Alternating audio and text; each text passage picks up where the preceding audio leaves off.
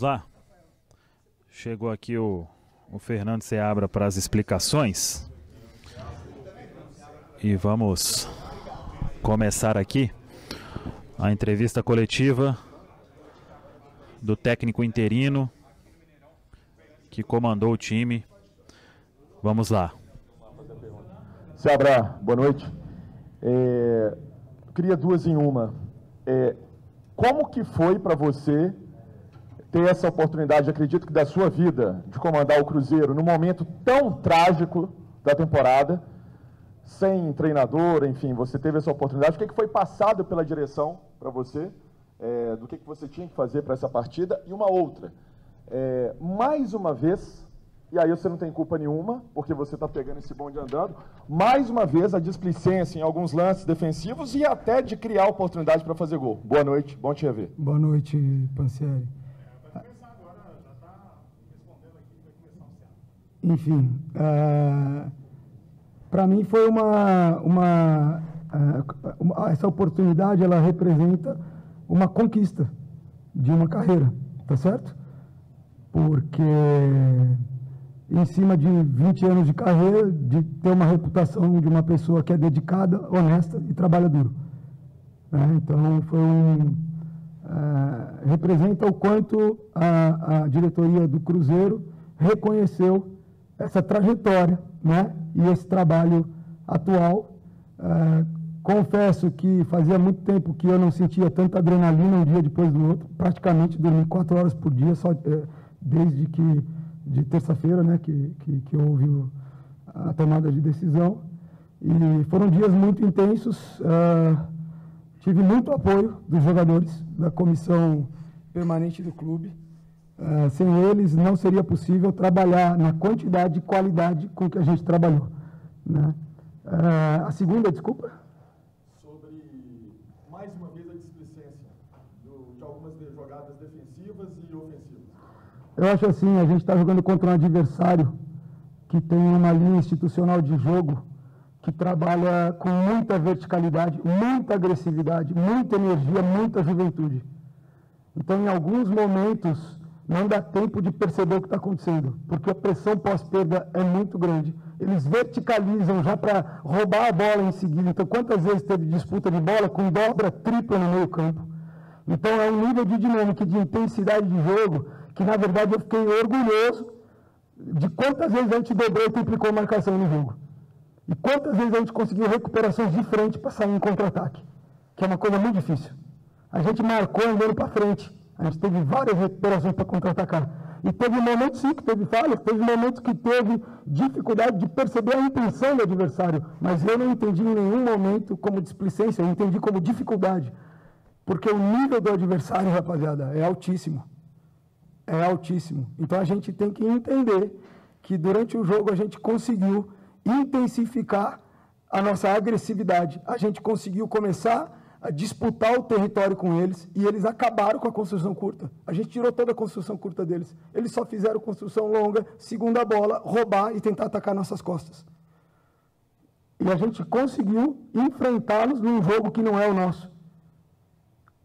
Ô, Fernando, Washington Luiz, Rádio Transamérica, primeiro, parabéns pela condução. O torcedor do Cruzeiro vai acumulando e vendo os problemas do time de finalização, ali alguns da tomada de decisão.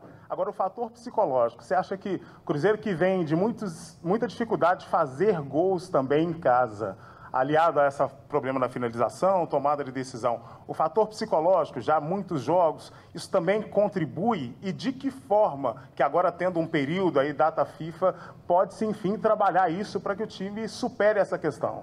Se você for ver, a equipe do Red Bull também, algumas chances que criou, perdeu as oportunidades, né? Isso é o cenário do jogo. É um jogo muito rápido, que tem pouco tempo para raciocinar. Então, é a característica do jogo.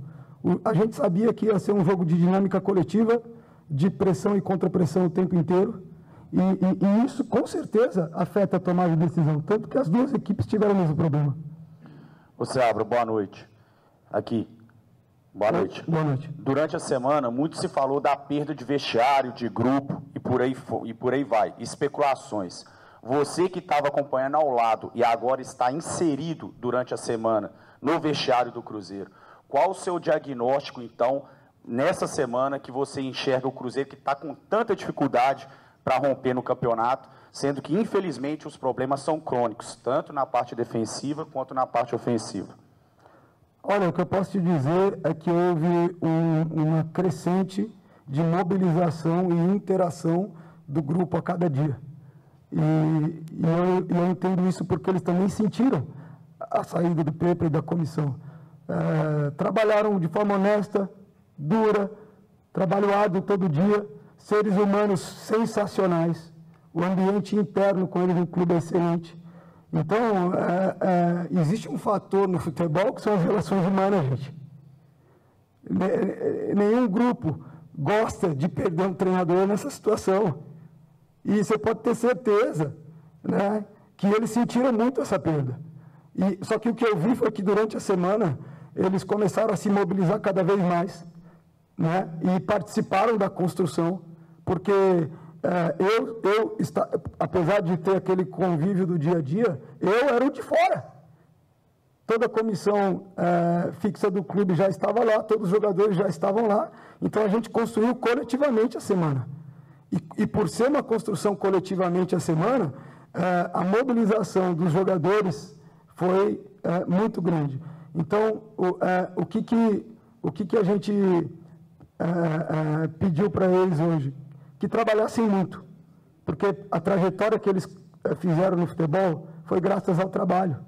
E, ao mesmo tempo, que diante da situação, que a gente tivesse coragem para enfrentar uma equipe que ia exigir muita coragem para atacar e defender, e que a gente tivesse indignação com a situação, porque pela trajetória e qualidade de cada um ali, a gente merecia estar num lugar melhor. Então vamos colocar essa indignação e essa coragem, ter esse sentimento para fazer um jogo com alma. E pode ter certeza, o adversário exigiu isso demais. A gente teve 4 chances claras de gol. Se você for fazer uma retrospectiva, quais equipes tiveram 4 chances claras de gol contra o Red Bull? Assiste o jogo do Red Bull com o Cuiabá. Cuiabá é um time estruturado, extremamente bem treinado, e o Red Bull foi vencedor com muito mérito, e aqui as chances foram divididas. Seabra, o Cruzeiro no primeiro turno, ele de certo ponto até surpreendeu, né, a torcida, enfim, a imprensa, pelos pontos que foi conquistando logo de início. Por exemplo, no primeiro turno, nos 3 primeiros jogos, o Cruzeiro somou 6 pontos, jogando 2 jogos fora e 1 em casa. Porém, agora no retorno, foram 2 jogos em casa, 1 fora e apenas 2 pontos. Até que ponto isso serve de alerta, preocupa? E se você, pelo que foi de passado aí, se você já sabe se vai ou não comandar o Cruzeiro no próximo jogo contra o Santos? Obrigado. Não foi passado nada, eu não tenho essa informação. O que eu posso te dizer é que a pessoa que for comandar o jogo contra o Santos vai pegar um grupo que está unido, mobilizado, tá certo? E que deu provas grandes hoje de companheirismo. Então, acho que isso é muito importante. Ô, Fernando, o Pepa deixou o comando do Cruzeiro falando de confiança no elenco, confiança no grupo. Ele, em 9 partidas, não fez as 5 substituições. Você aqui também não fez uma a mais. A gente sente, quando viu aqui anunciar todos os jogadores, o Gilberto não tem clima mais. A torcida já xingou o jogador antes mesmo do jogo começar. E aí você termina sem uma substituição. Aos 25, o Caixinha já tinha feito as 5.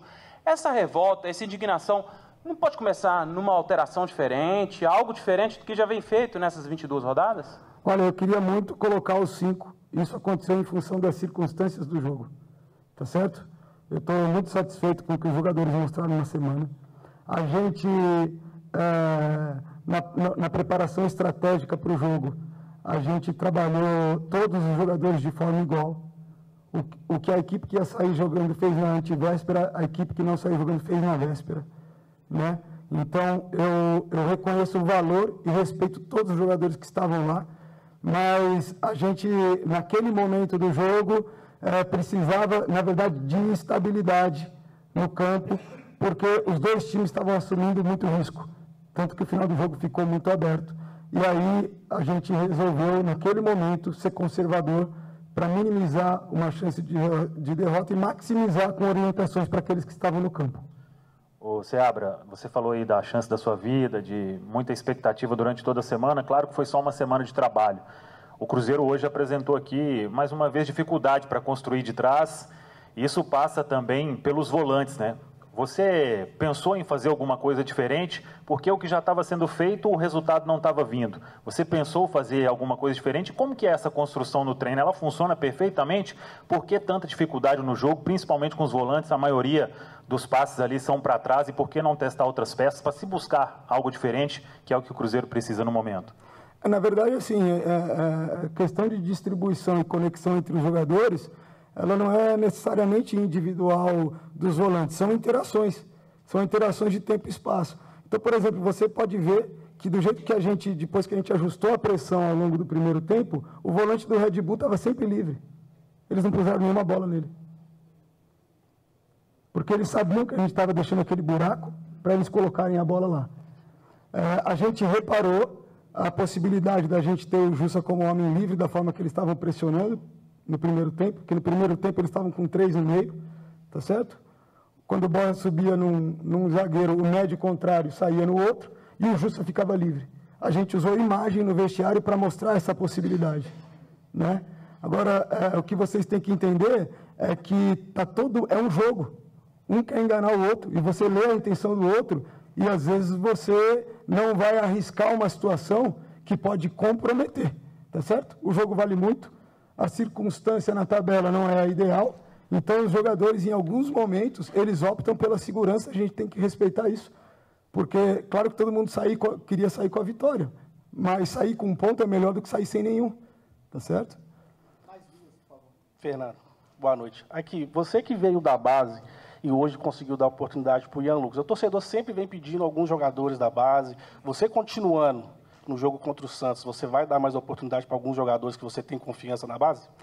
Na verdade, sim, vai depender do trabalho deles na semana e deles fazerem por merecer. O Ian Lucas tem treinado muito bem. E a característica do jogo precisava um jogador bom em primeira bola aérea naquele momento e que cobrisse espaço no meio campo para ajudar o Jussa naquela circunstância do jogo. No segundo tempo, o Red Bull pressionou a gente com 4 e atacou fazendo dobra em cima do William, Lucas Cândido por fora, né? E o ponta por dentro, e fazendo muita bola direta lá. A gente precisava reforçar essa primeira bola e tapar os passes pela frente, por isso que o Machado entrou. O Vital fez um jogo muito bom, mas já estava fadigado e a gente precisava de alguém que conseguisse cobrir naquele momento. Tá? Em relação à chance da minha vida, eu queria comentar um negócio. Eu sou muito feliz e me realizo como treinador. Como treinador na base, como treinador no profissional, seja o que for. Entendeu? Então, assim, a decisão institucional e estratégica, se eu permaneço no profissional ou na base, ela é da diretoria. Tá certo? Então, assim, eu me realizo como treinador. Eu trabalhei muitos anos como analista. Eu trabalhei muitos anos como auxiliar. Trabalhei alguns anos como treinador de base, algumas oportunidades como treinador profissional. Comecei como preparador físico. De tudo isso que eu vivi, o que eu mais gosto é de ser treinador. Porque eu gosto de formação de grupo, formação de propósito, de desenvolver ideias de jogo, de fazer o jogador evoluir. Isso eu vou conseguir no 13, no 14, no 15, no 17, no 18 e no profissional. Tá certo? Então, para deixar isso muito claro. Fernando, aqui. Boa noite. Eu queria perguntar para você o que você tentou fazer de diferente nessa semana do antigo trabalho. Olha, na verdade a gente estruturou a semana em função das fases de organização do jogo e colocamos algumas ideias de movimentos para que os jogadores usassem a principal virtude que a gente tem, que é o ataque ao espaço, e que era uma situação estratégica que a gente viu que em alguns jogos o Red Bull vinha tendo alguma dificuldade, embora já esteja com uma evolução grande. Se você for ver, a gente atacou o espaço várias vezes no jogo. Tá certo? Em todas as fases. Em fase 3, quando a gente está pressionando o adversário perto do gol dele, em fase 2, quando eles estão no bloco médio, e em fase 1 também. Então, 4 dias, gente, é muito pouco. E os jogadores conseguiam assimilar alguns comportamentos, entendendo a importância estratégica deles para o jogo. Então, o que foi feito aqui foi feito também pensando no adversário. Então, eu não estou aqui para julgar o que era feito antes, tá certo? Porque eu não estava no plano estratégico do jogo, no plano estratégico da semana, pensando no jogo, que eu posso falar do que eu fiz agora. Né? E isso é uma coisa que a gente procurou potencializar em função das nossas virtudes e de uma oportunidade que o adversário poderia oferecer. Obrigado, pessoal. Obrigado, Seabra.